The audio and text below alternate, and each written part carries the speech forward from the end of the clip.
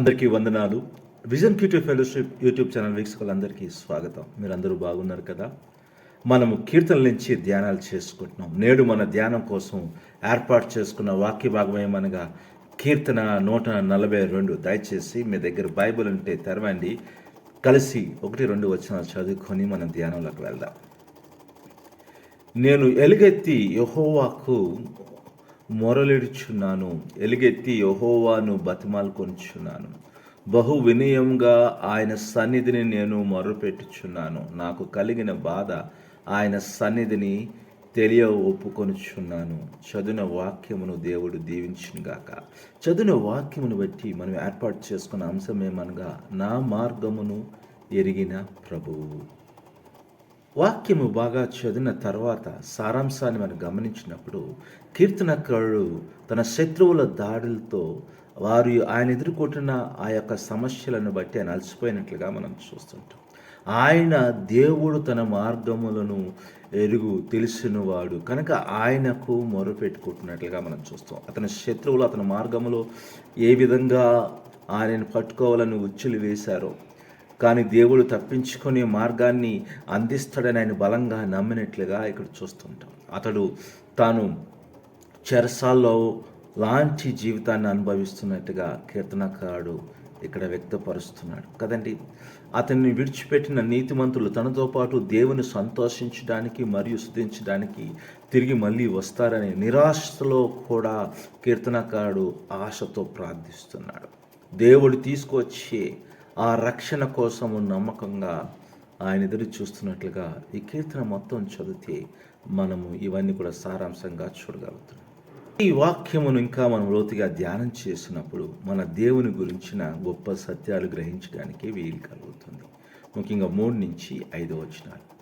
దేవుడు తను తెలుసుకోవలసిన మార్గాన్ని తెలిసినని కీర్తనకారుడు ఒప్పుకుంటాడు కదండి. దేవునికి అన్నీ తెలుసు. ఆయన మార్గమును దేవుడు మనకు తెలియజేస్తాడు కదండి. దేవుని వాక్యాన్ని చదువుతున్నప్పుడు ఆయన గురించి ఇంకా లోతుగా అర్థం చేసుకోవడానికి వీలు కలుగుతుంది. భవిష్యత్తు మనకి అస్పష్టంగా ఉన్నప్పటికీ దేవుడు మన గురించి బాగా ఎరిగి ఉన్నందున అది ఆయనకు తెలుసని మనము బలంగా నమ్మాలి కదండి. కొన్నిసార్లు మన భవిష్యత్తు ఏ విధంగా ఉండబోతుందో, ఏం జరగబోతుందో మనకేం తెలియదు. ఎందుకంటే మనం ఎదుర్కొంటున్న పరిస్థితులు, మన ముందున్న సవాళ్ళను చూస్తే ఏ విధంగా మన భవిష్యత్తు ఒక ప్రశ్నార్థంగా ఉండొచ్చు. కానీ ఒక విషయాన్ని మనం బలంగా బైబిల్ బోధిస్తున్న సత్యం ఏంటంటే మన దేవునికి అన్నీ తెలుసు. మనకి ఏది మంచో ఆయనకి తెలుసు. కనుక ఆయన మీద నమ్మకం ఉంచినప్పుడు మనలో ఒకలాంటి నిరీక్షణ, ఒకలాంటి ఆశ, అందులో ఎదగడానికి మనం ప్రయత్నం చేయాలి. కీర్తనకారుడు అదే గుర్తు చేస్తున్నాడు కదండి. ఎప్పుడైతే దేవుని మీద నమ్మకం ఉంచుతామో దేవుని శక్తి మనల్ని ముందుకు నడిపిస్తుంది. అన్నీ ఎదుర్కొని నిలబడడానికి అవి మనకి శక్తినిస్తాయి. ఈరోజు విషయాన్ని మనం ఆలోచన చేస్తాం. సమయములు మరియు ఏ విధంగా మనకి అర్థం కానప్పటికీ మనం దేవుని మార్గత్వంపై అంతగా నమ్మకం ఉంచితే మనం అంత బలంగా ఉంటాం అనే విషయాన్ని ఈరోజు మనం జ్ఞాపకం చేసుకుంటాం. ఈ వాక్య భాగం ఇంకా మనం లోతుగా ధ్యానం చేసినప్పుడు దేవుడు మనకు నేర్పే పాఠమును గ్రహించడానికి వీలు కలుగుతుంది. 6-7 వచనాలు. కీర్తనాకారుడు ఊహాత్మక విశ్వాసంతో ప్రార్థించాడు కదండి. ఆయనలో ఉన్నవన్నీ కూడా దేవుని ఎటు పెట్టినట్లుగా మనం చూస్తాం. నిరాశ మధ్య కూడా దేవుని విషయాలను ఎలా మలుపు తిప్పుతాడని అతడు ఊహించాడు కదండి. నిరాశ, అస్పష్టం, కానీ అన్నిటి మధ్య కూడా దేవుడు వాటిని అన్నిటినీ కూడా మంచిగా మారుస్తాడని అనే ఆశతో ఊహించినట్లుగా మనం చూస్తాం. అతడు ఈ విధంగా ఆలోచన చేస్తున్నప్పుడు అతని పెదవుల నుండి దేవునికి స్తుతి అని స్తుతించినట్లుగా మనం చూస్తాం కదండి. ఎప్పుడైతే మనం పాజిటివ్ మైండ్ కలిగి ఉంటామో, దేవుడు చేస్తాడని గొప్పగా ఊహించగలుగుతాము, అప్పుడు దేవుని స్తుతించకుండా ఉండలేమని కీర్తనకారుడు అది చేశాడు. బాధల మధ్య, నిస్పృహ మధ్యలో కూడా దేవుని స్తుతించగలిగాడంటే ఆయనకు దేవుని పైన ఉన్న నమ్మకం. ఈరోజు విషయాన్ని మనం ఆలోచించాలి.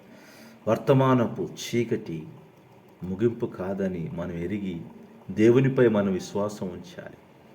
ప్రియమైన వాళ్ళారా, ఈరోజు సేవకులమైన మనము, దేవుని బిడ్డలమైన మనము భవిష్యత్తులో జరిగిపోయేవన్నీ కూడా దేవునికి తెలుసని మనం దేవునిపై విశ్వాసం ఉంచితే మనము దేవుని స్తుతించగలుగుతాం. లేకపోతే మనము అవిశ్వాసులుగా మారిపోతాం కదండి. ఈరోజు విషయాన్ని మనం ఆలోచించేద్దాం.